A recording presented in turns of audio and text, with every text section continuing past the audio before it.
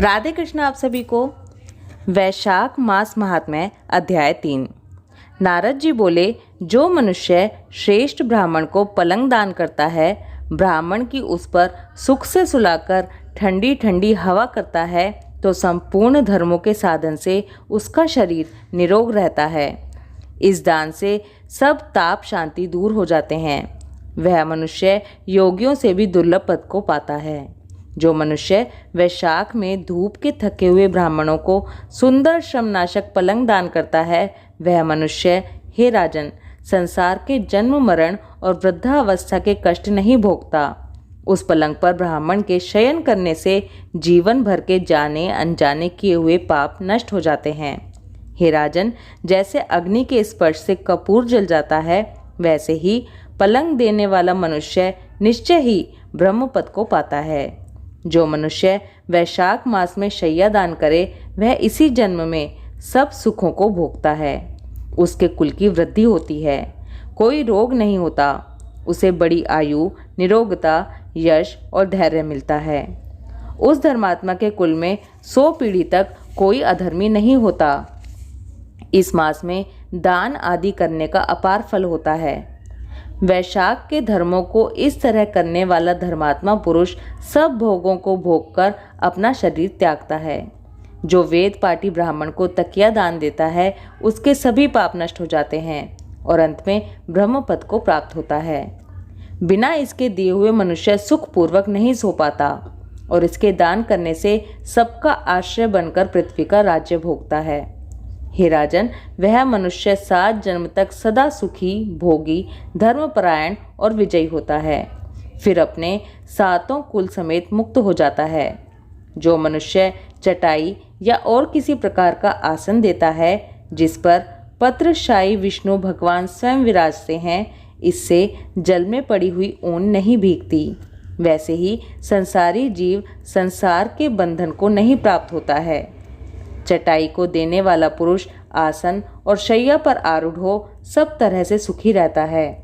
जो शयन करने के लिए चटाई और कंबल का दान देता है, वह मुक्त हो जाता है।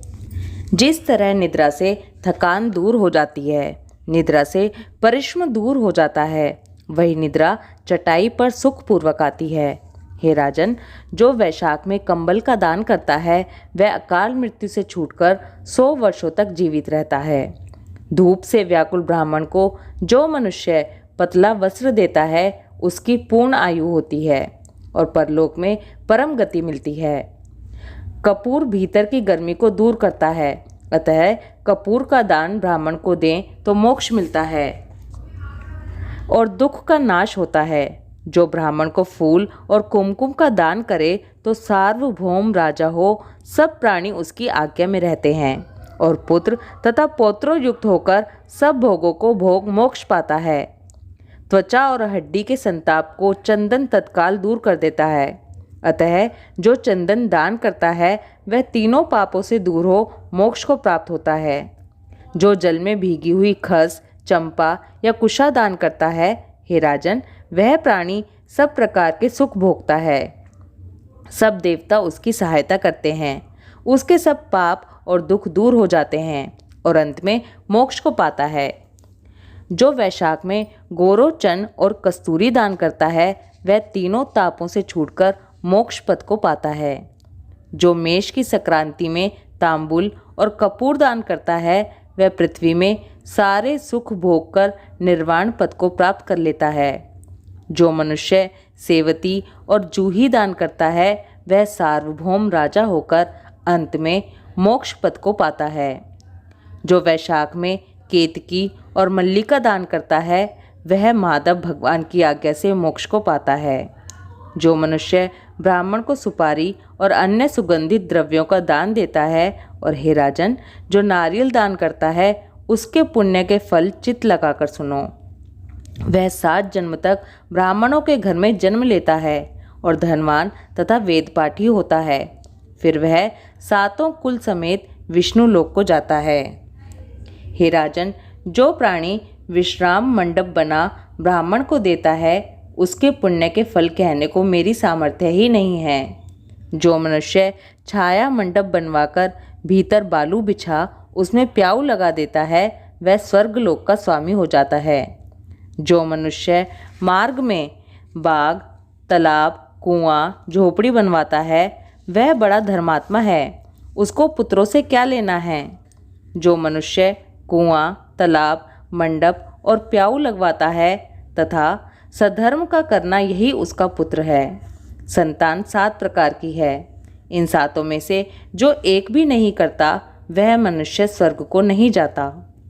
उत्तम शास्त्रों का सुनना, तीर्थ यात्रा, सत्संग, जलदान, अन्नदान, पीपल का पेड़ लगाना और पुत्र होना, ये 7 प्रकार की संतान देवताओं ने कही हैं। अन्य सैकड़ों धर्म करने पर भी मनुष्य को संतान नहीं मिलती, इसलिए संतान की इच्छा रखने वालों को इनमें से एक कर्म अवश्य ही करना चाहिए। पशु, पक्षी, मृग और वृक्षों को भी स्वर्ग सुख नहीं मिलता, फिर मनुष्यों का तो कहना ही क्या। जो मनुष्य सुपारी, नागवल्ली, कपूर और अगर सहित पान दान करता है वह निश्चय ही शारीरिक पापों से मुक्त हो जाता है तथा यश, धैर्य और लक्ष्मी प्राप्त करता है। रोगी रोग से छूट जाता है और निरोगी मोक्ष को पाता है। जो वैशाख में ताप नाशक छाछ का दान करता है वह विद्यावान और धनवान होता है, इसमें संदेह नहीं है, क्योंकि गर्मी की ऋतु में तक्र के समान कोई दान नहीं है। इसलिए मार्ग के कारण थके हुए ब्राह्मण को छाछ का दान करना चाहिए। जो मनुष्य नींबू का रस और नमक डालकर अरुचि नाशक छाछ का दान करता है वह मोक्ष को पाता है। जो गर्मी से व्याकुल ब्राह्मण को दही की लस्सी पिलाता है, हे राजन, उसके पुण्य का फल कहने की मुझ में सामर्थ्य नहीं है। जो वैशाख महीने में अच्छे चावल दान करता है उसकी बड़ी आयु होती है और वह सब यज्ञों के फल पाता है। जो तेज रूप गऊ का घी दान करता है वह अश्वमेध यज्ञ का फल प्राप्त कर विष्णु भगवान के मंदिर में आनंद पाता है। जो मेष संक्रांति में ककड़ी और गुड़ का दान करता है वह सब पापों से छूट श्वेत द्वीप को जाता है। जो मनुष्य दिन के ताप की शांति के लिए ईख दान करता है उसका अनंत पुण्य होता है। जो सायंकाल में श्रम की शांति के लिए पान का दान करता है वह सब पापों से छूटकर विष्णु की सायुज्यता को पाता है। जो सायंकाल के समय ब्राह्मण को फल और पान का दान करे उसके पितरों को निश्चय सुधापान मिलता है। जो वैशाख महीना में पके आम के फल और पान का दान करता है उसके सब पाप निश्चय ही दूर हो जाते हैं। चैत्र महीने की अमावस्या को कस्तूरी, कपूर, मल्लिका, खस आदि वस्तुओं से युक्त जल कुंभ का दान जो पितृश्वरों के लिए करता है उसको 96 श्राद्ध करने का पुण्य निसंदेह ही मिलता है। चैत्र महीने की अमावस्या को पेय से भरे घड़े का दान करने से 100 गया श्राद्ध कर लिया, इसमें संदेह नहीं है। वैशाख मास महात्म्य अध्याय 3 समाप्त। ओम माधवाय नमः। राधे कृष्णा।